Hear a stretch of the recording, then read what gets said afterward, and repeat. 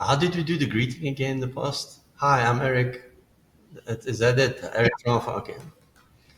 Hi, I'm Eric from Alpha Power Solutions. And today I would like to talk about what the July 2025 tariff increases could mean for your business.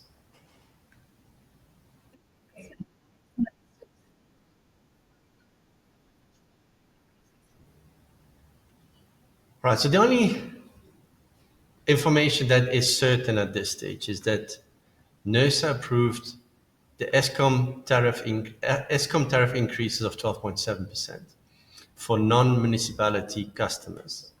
So they differentiate between municipality and non-municipality. And NERSA also, and that became effective on the 1st of April.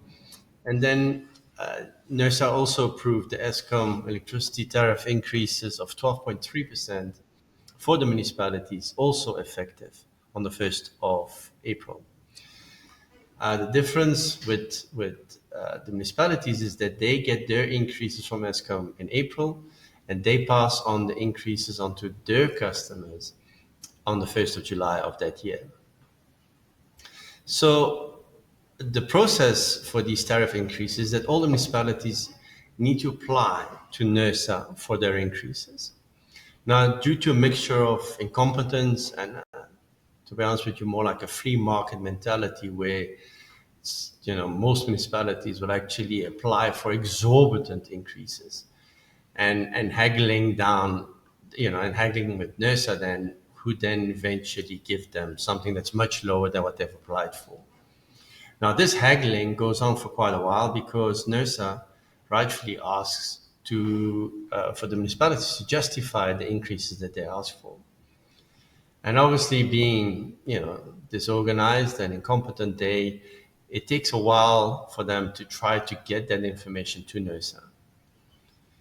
So that's why it takes so long, and that's why it's not published yet officially.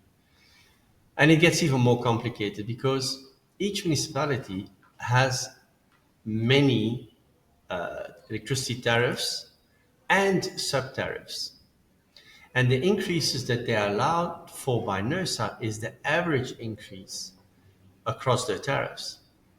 But the municipalities can increase individuals' tariffs and sub-tariffs much higher as long as they keep the increases of other tariffs a bit lower. So obviously the municipalities will try to milk their cash cows and increase those tariffs more than others. So, and who are these cash cows really for? Well, it's really industrial and commercial businesses. They will face the biggest increases when compared to residential customers. And the reason for that is quite simple. Businesses can pass at least a portion of these increases onto their customers who buy their products. It's less risk of social unrest when compared to residential users, consumers. And it's pretty safe for the municipalities. Companies need to keep the lights on so they can produce whatever they make. And so they will pay the electricity bills regardless.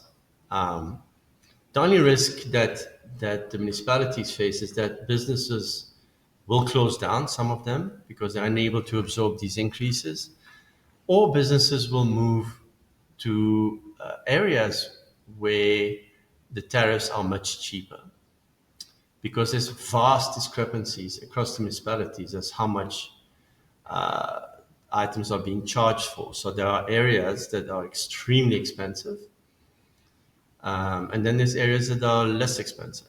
And obviously, relocating a business to an area where the electricity tariffs are cheaper is a massive investment as well. So it's not all that easy. But yeah, so the municipalities know this, and I don't think they really care whether businesses will close down or move. I don't think there's any, you know, I don't think there's any concern on their side. But yeah, that's the way it is in South Africa at the moment. There are exceptions in the Western Cape. where things are done much fairer and more professionally, but most of the country otherwise is pretty much chaotic.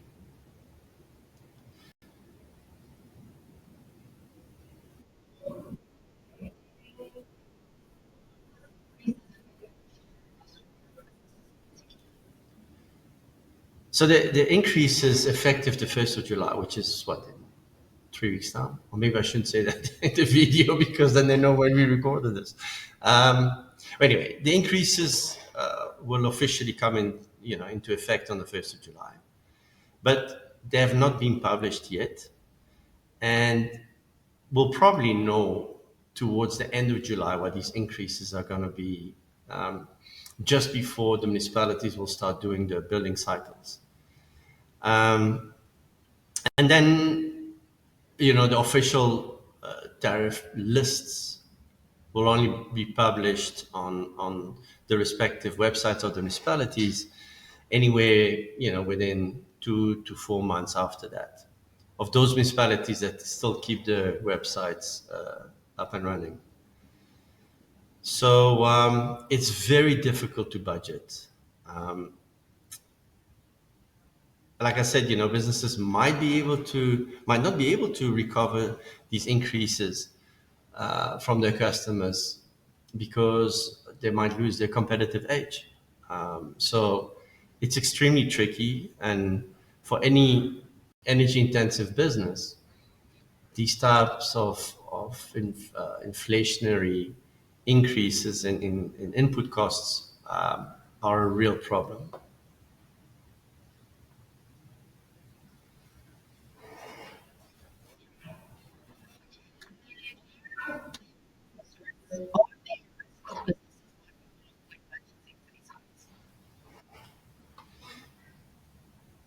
So there is a number of things that business can try to do. One is try to move to cheaper tariffs within that municipality.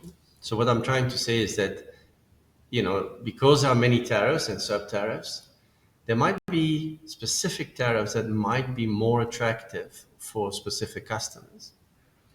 But changing to a tariff that will reduce electricity costs for an end user is usually a very complicated process, because obviously the municipalities want to get as much money as possible. So they will not easily move people to cheaper tariffs. And it's very much a thing that you need to find out who can approve the tariff change and who is actually willing and capable of actually implementing that tariff change for the end user. It's extremely complicated. Usually, it's because of the way the municipalities are quite disorganized, but it can be done. Sometimes you need to involve specific professional companies that know the right people to be able to get these changes done. But obviously, there's a cost associated with that. Business can also can try to move production to off-peak times where the electricity is cheaper. So typically that's at night and on weekends. I know it's not always practical, but that is a way of reducing costs, especially in the winter. Winter peak times are ridiculously expensive. So most companies should try to move away from peak time production levels. Obviously, improving electrical efficiency, get rid of old equipment and replace with energy efficient equipment. Stop rewinding motors over and over. There's many things that you can do to improve the electrical efficiency of your site, directly or indirectly. For example, an indirect consequence could be fix the air leaks on your compressed air lines. Compressed air is an expensive product, and lots of businesses struggle with massive air leaks. So the compressors work unnecessarily hard. There's also the common sense aspect.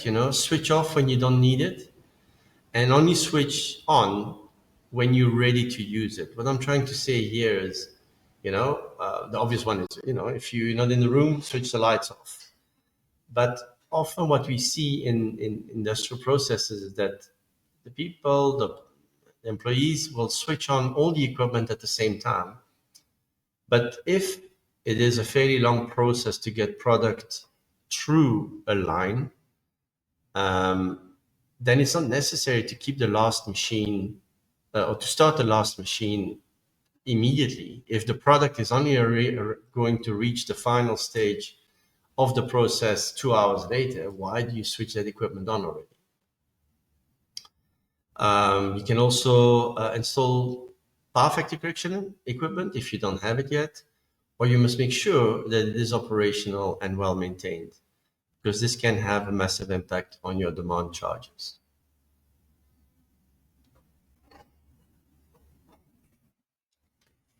So that's about it for 4.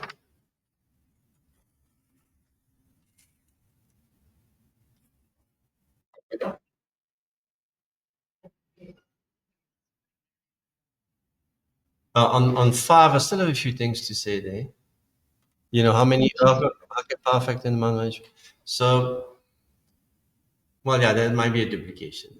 Improving the power factor of an electrical installation can reduce the electricity bill by as much as 20%. There's many factors that will determine that potential saving, but it can be as high as 20%, and as the minimum I would say at least 5 to 10%.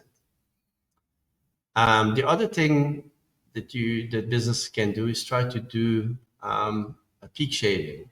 So basically, what we mean there is run fewer machines at the same time, but run them for a longer period. So that means that the peak power demanded from the grid is actually is flattened, so that your demand charges come down. And like I mentioned before, move production to off-peak times. The other thing that can be looked into, but in my personal opinion, most of the companies that have the means have already done so, but it's to install solar systems. And if you can afford the batteries as well, obviously that is another proposal option, but obviously that typically requires significant investment. So, but yeah, maybe you can get off-balance sheet financing organized. Or, yeah, there's a number of options, for solar and battery solutions.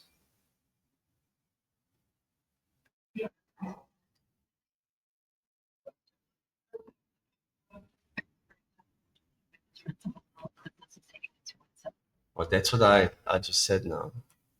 That was question. 4 and 5 are a bit together. Yeah,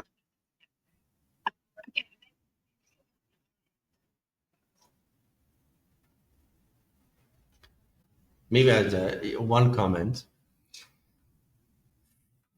Businesses that intend setting themselves up in a particular region should really consider the electricity tariffs of the area where they intend to install their business.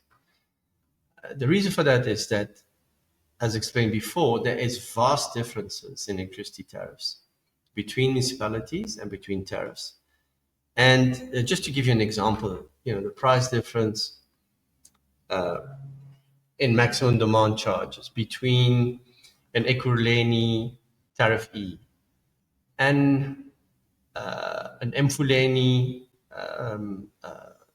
large power user, the demand charges are in excess, the difference in demand charges is in excess of 400%. So obviously, if you can weighing off where do you want to install your factory in Vanderbijl or Vereniging, or in Benoni for that sake, it could have a major impact on the profitability of energy intensive businesses. So obviously, once the factory is established, that becomes a problem. Relocating factories is a very expensive exercise. But for new businesses, it's definitely a factor that needs to be taken into consideration.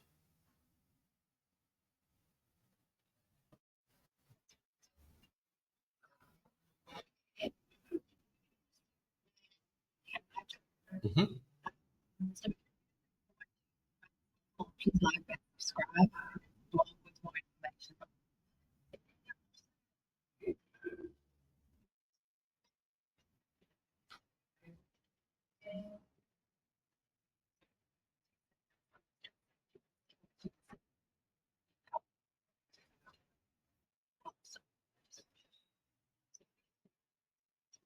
Okay. Well, thanks for watching. If you found this helpful, please like and subscribe. There's also a blog with more info linked in the description below. And do you want to see how much you could save? Try a free power factor correction. Okay. Okay, let's try that again. Um, do you want to see how much you could save from a power factor correction intervention? Well, then try our free power factor correction calculator.